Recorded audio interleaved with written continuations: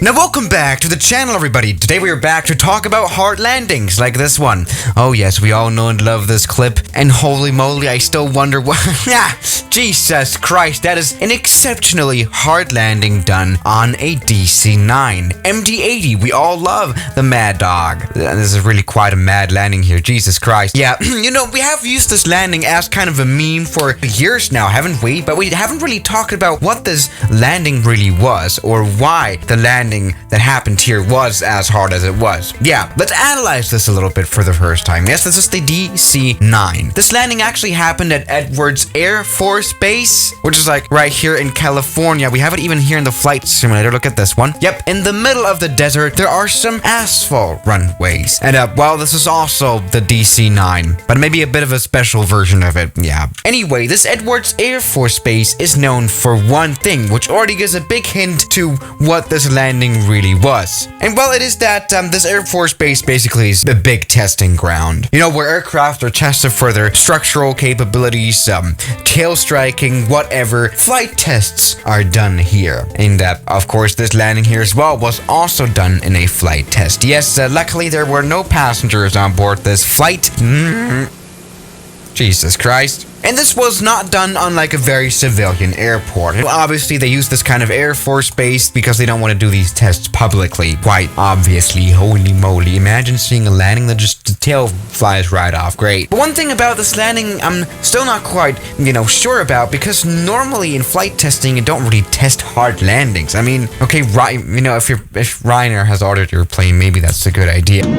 But actually, I don't even think that a hard landing was even the goal of this flight. There you go. Let's check this out. It has it here in the description. A flight test for certification to determine the horizontal distance required to land. Okay, and bring the aircraft to a full stop. So what was actually being tested here is how much runway this plane needs. Something that I personally also like to do on a lot of planes on the channel. But no, the landing was not even the goal of this one. The aircraft touched down. The descent rate at touchdown exceeded the aircraft structural limitation and the empennage separated. That's really what happened there. Great.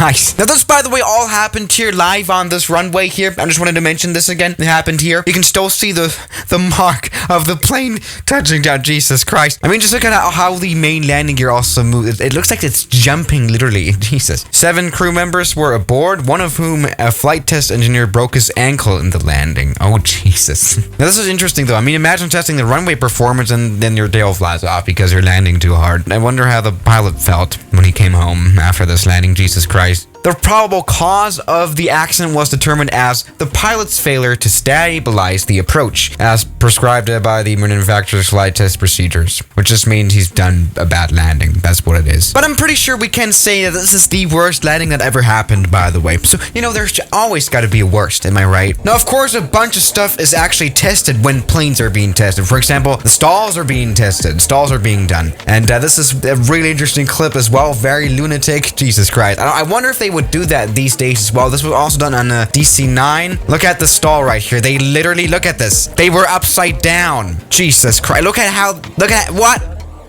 at this maneuver. The plane totally took it though. That's like the cool thing about it. Look, plane just stabilized it again. There we go. We're all easy. All good. Jesus Christ. But this really shows how much planes are actually capable of, before actually falling apart. This was not really that big of a deal for this plane. I think even the avionics on board suffered more from being upside down. I'm not quite sure. Can they do that? Yeah, I'm pretty sure some of the systems weren't really comfortable being in this kind of position, but the wing was still on after the maneuver, which is the point. This is crazy. Now this is another interesting flight test video here of an A380 doing a ground contact, a tail strike. That's what it's saying.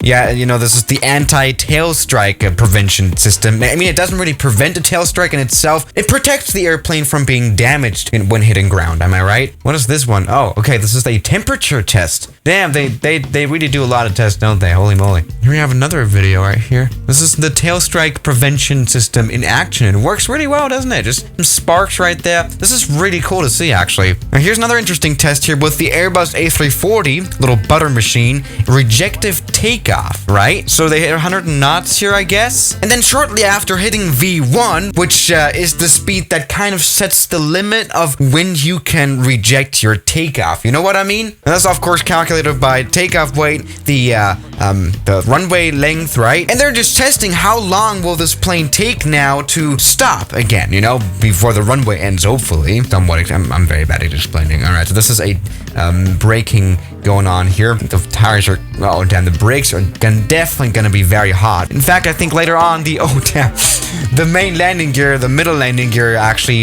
exploded, which was, you know, maybe used by Airbus to enhance the tires maybe or something like that. This is something that, you know, is of course to be learned from flight testing.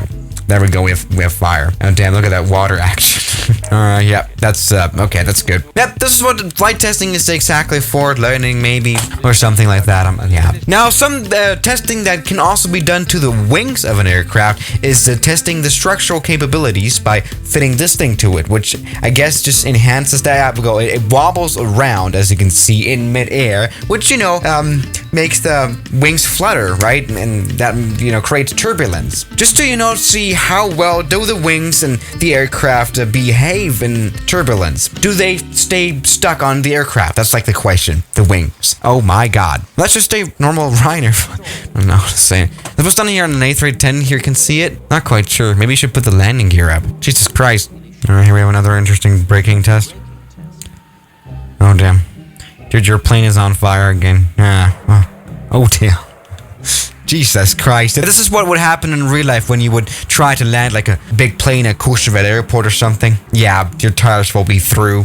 This is another sudden braking test. Okay, here's another, sudden braking test, as the narrator just said. Made to see, well, you know, how good are the brakes, especially when it comes to emergency braking. Now, this is another interesting clip, or probably my favorite clip on YouTube, bird strike jet engine test, where they apparently threw a bird into the engine. That's what it is. Wait for it, it's quite funny. Wait.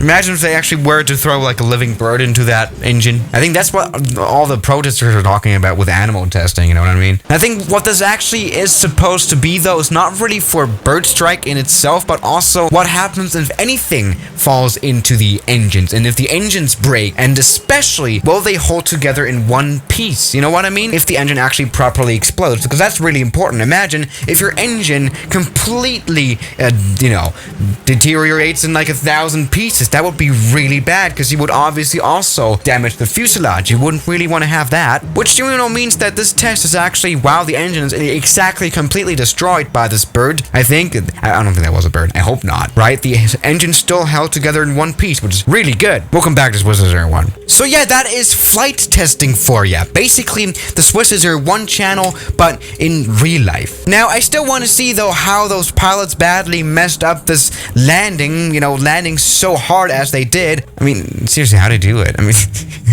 okay, let's maybe try to land as hard as they did. And that's actually quite a bit of a challenge as well. I guess what you have to do is stall out the aircraft in mid-flight. So we are here right now, 120 knots. Let's just go ahead and stay like this and pretty much stall onto the runway. That's the way to do a hard landing, as they did there. There we go. We're about to drop.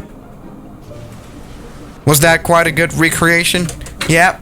I think that was quite alright, actually. There we go. Perfect. Only the plane stayed in one piece. That's not been very realistic. Yeah. So that is flight testing for you. Obviously quite important, but it's weird to see planes suffer on purpose. Am I right? So thank you guys for watching this video. No planes were actually harmed in this one, and I'll see you guys tomorrow, as always. Good night. Now, thank you to my members here on YouTube like Block, Emite, Mubarak, Mike, Ethan, Darren, Stefan, Ian, Oman the Human, Rafael Burkowski, Junk in the Trunk, Moritz, Toby, Great Grandpa John, Government Pasta, Calamity Airlines, Kelly Chaos, New York, Tyler Park, Cheese Doritos, Shadow, Anime Planes 001, X-Men Show, Laird Deslama, Puttering, Kellen, Me By You, Captain Cameron, Spiro, Gary, Norwegian, Bajel, and Pyrology.